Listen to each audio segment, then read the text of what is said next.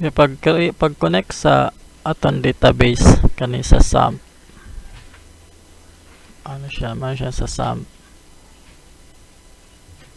si my database site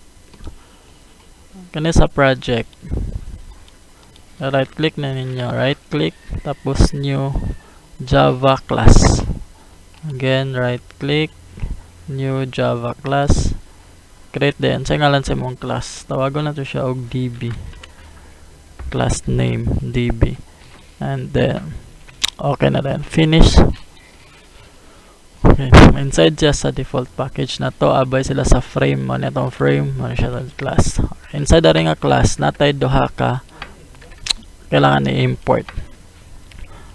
So kailangan tayo import si import java .sql .connector, then kailangan po na to i-import si java .sql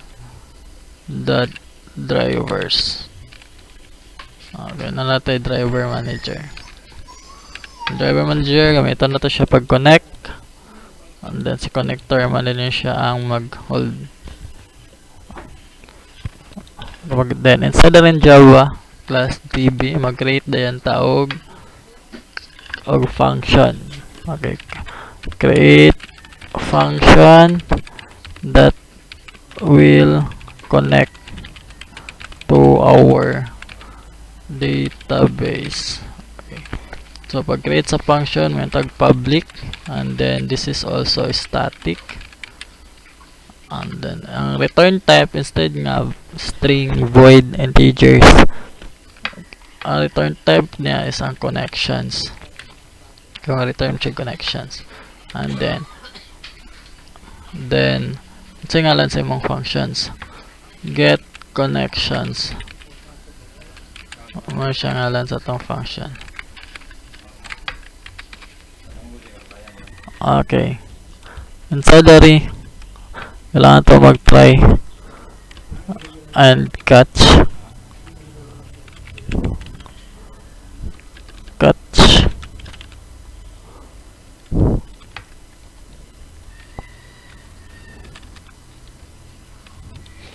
okay, naka-try and catch.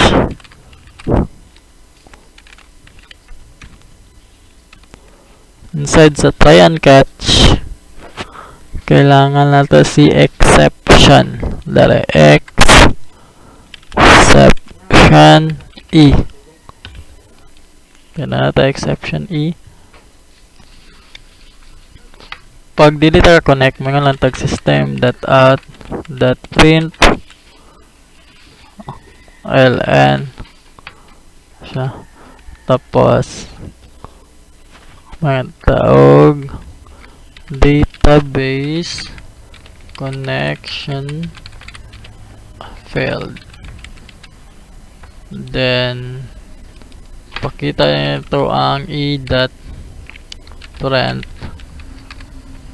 track trace and return null.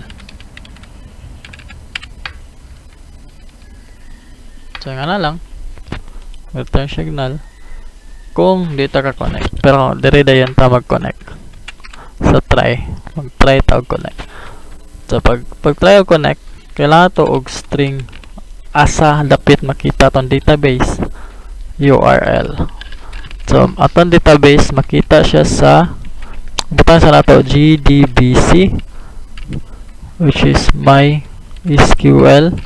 Okay, gdbc, then dot dayan mysql, then balik sa siya dot // sa local host sa imong computer, and then port din unsa port number sa imong applications nga SAMP 3306, and then / ngalan din sa imong database. Okay, sa ngalan sa itong database,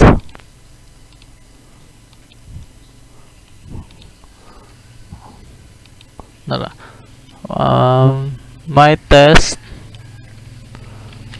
my database set. Okay, balik dani. Okay, ang URL na to gdbc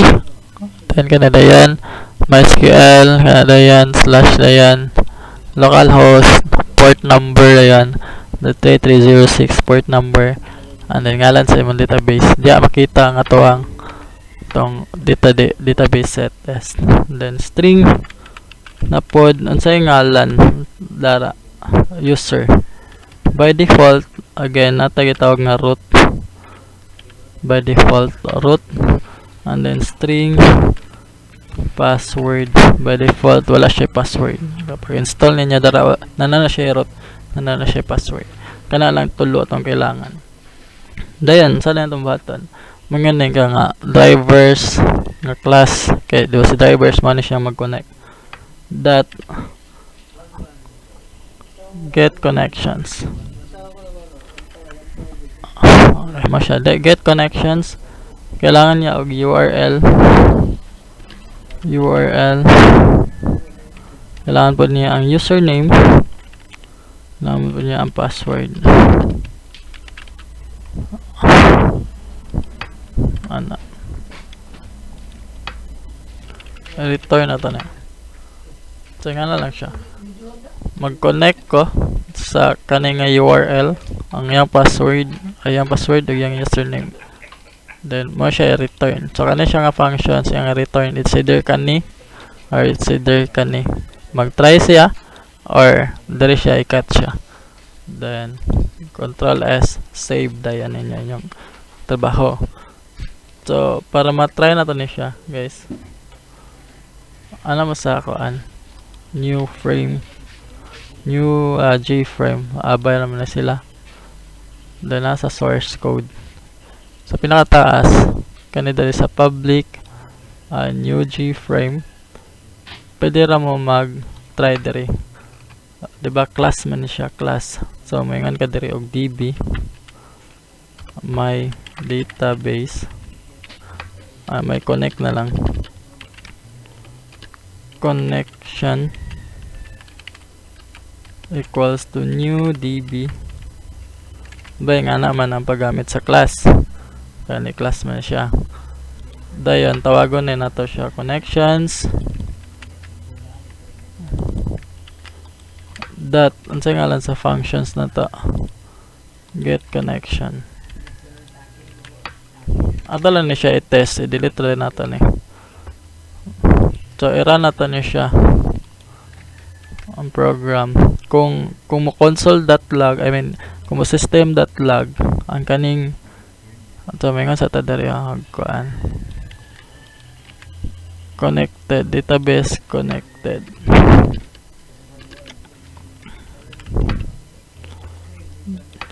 so kani ang mo console pasabot successful atong pag-connect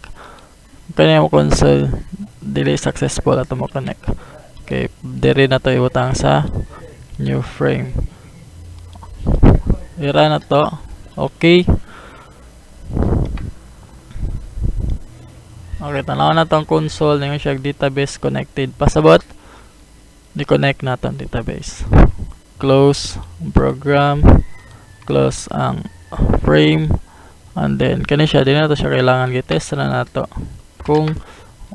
connected ba gid successful ba gid ibalik na to sa primero nga na okay then i-close na lang ninyo yung database maura to